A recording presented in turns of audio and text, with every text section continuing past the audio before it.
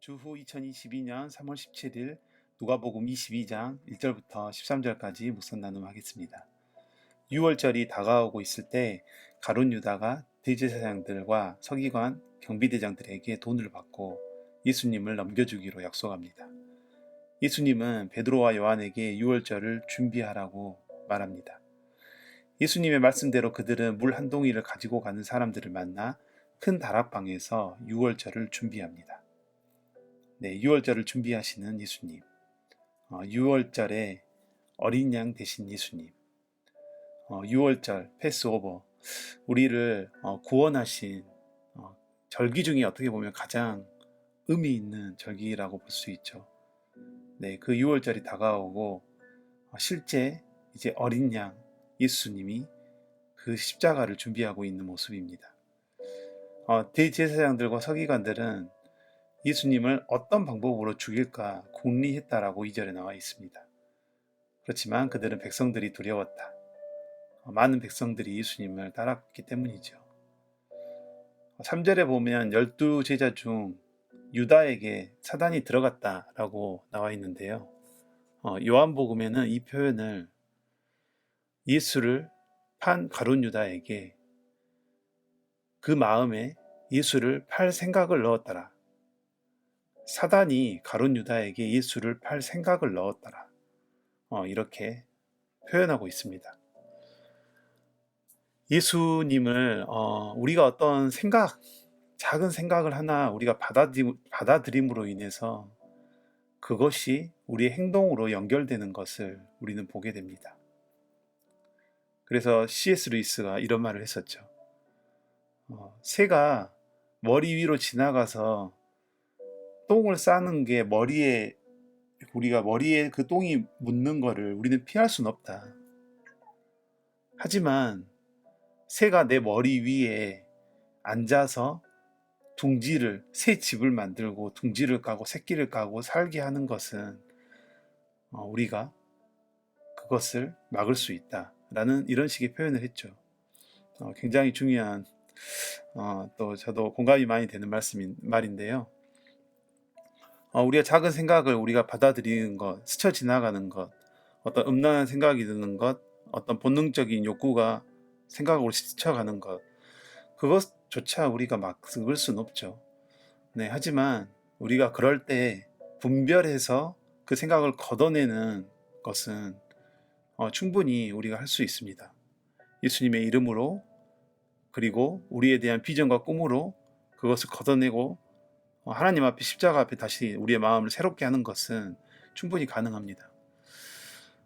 가룟 유다는 사단이 예수님을 팔 생각을 넣었다라고 했을 때 그 팔 생각과 그 재물에 묵상을 했습니다. 그리고 이거를 통하여 자기가 이룰 수 있는 것들을 또 묵상했습니다. 네, 사단의 생각을 더 깊이 묵상한 것이죠. 네, 그게 결국은 가룟 유다는 행동으로 이어지게 되는 참혹한 결과를 가져오게 된 거죠. 네, 우리의 생각을 오늘 하루도 우리가 어떻게 받아들이고 분별하고 또 예수님의 생각과 마음으로 새롭게 하느냐, 네, 이 부분에 대해서 묵상하고 생각하는 또 하루가 되기를 소망해 봅니다. 네, 가룟 유다는 예수님의 팔 생각을 대제사장들과 성전 경비대장들에게 가서 그 방법을 의논했다라고 4절에 나와 있습니다. 그리고 5절에 그들이 기뻐하며 돈을 주기로 언약하는지라. 네, 예수님을 팔고 계획을 세우고 진행하는 거에 대해서 이렇게 하면 좋겠다 하고 기뻐했다라는 것이죠. 그거에 대한 보상으로 돈을 언약했습니다. 네, 그 가룟 유다가 생각했던 그 사단이 줬던 그 마음과 대제사장들과 성전 경비대장들의 코드가 아주 악의 연결고리가 잘 맞춰지는 모습을 말씀에서 볼 수 있습니다. 그리고 6절에서 유단을 어떻게 합니까? 예수를 무리가 없을 때 넘겨줄 기회를 찾더라.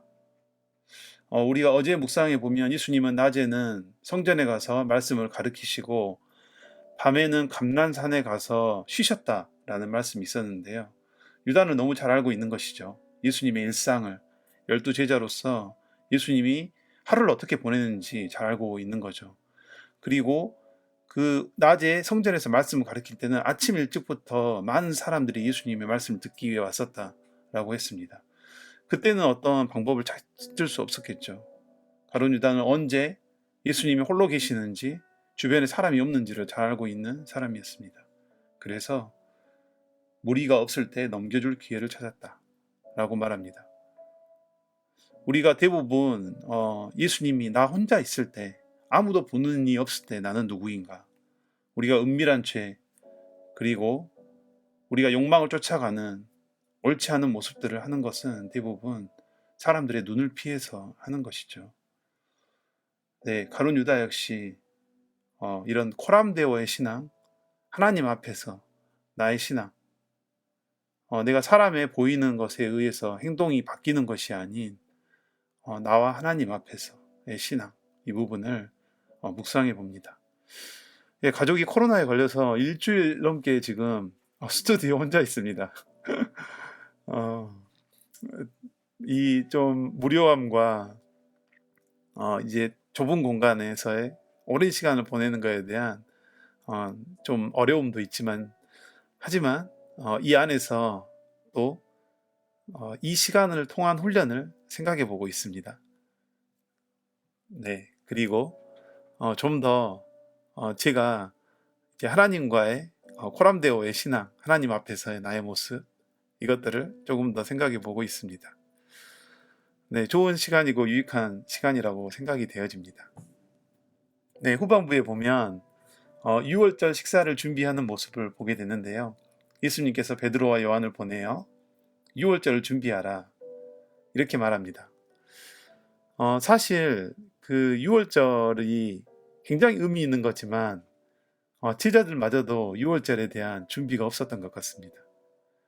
네, 6월절이 어떤 것인지 예수님이 제자라면 예수님, 우리가 6월절을 이렇게 준비하고 있습니다 라고 말하면 좋을 텐데 예수님이 보기에는 그들은 6월절에 대한 어떤 마음과 준비가, 의미 부여가 되지 않았던 것 같습니다.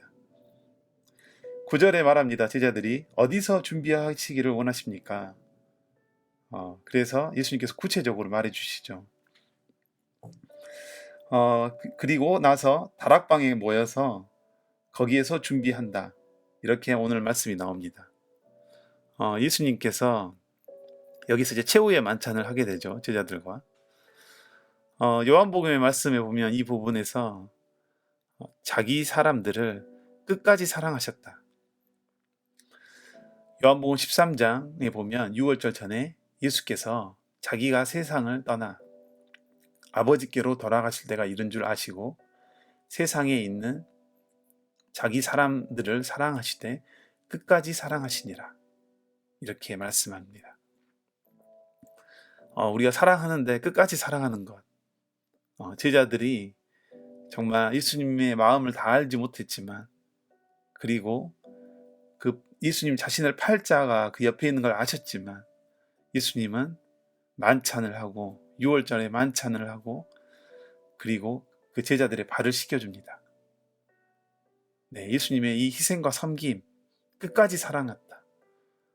이게 우리가 닮아가야 될 예수님의 성품이라고 생각해 보았습니다.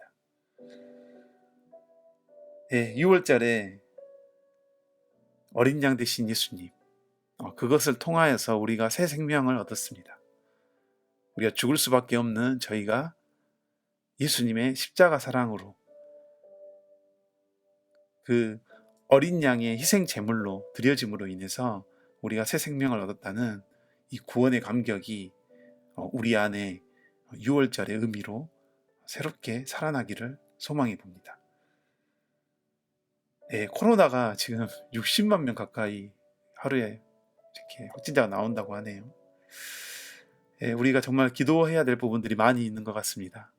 또 오늘 뉴스를 보니까 일본은 지진으로 또 많은 피해를 입었고 전쟁은 일어나고 있고 산불은 발생되고 있습니다. 이게 모두 어떻게 보면 인간의 탐욕과 본능에 의해서 발생되는 것들이죠, 다. 어, 비가 내리지 않는 것이죠. 너무 가물어지는 거고, 정말 우리가 자연을 너무 파괴하고 있는 인간의 본능을 또 보게 됩니다. 땅이 울고 있다라는 생각이 듭니다. 네, 이 세상에 자연들이 울고 있구나, 인간의 죄악으로. 네, 우리 가운데 정말 하나님께서 보여주신 이 사인들이 우리가 기도의 자리로 가는 시간이 되기를 소망해 봅니다. 아멘.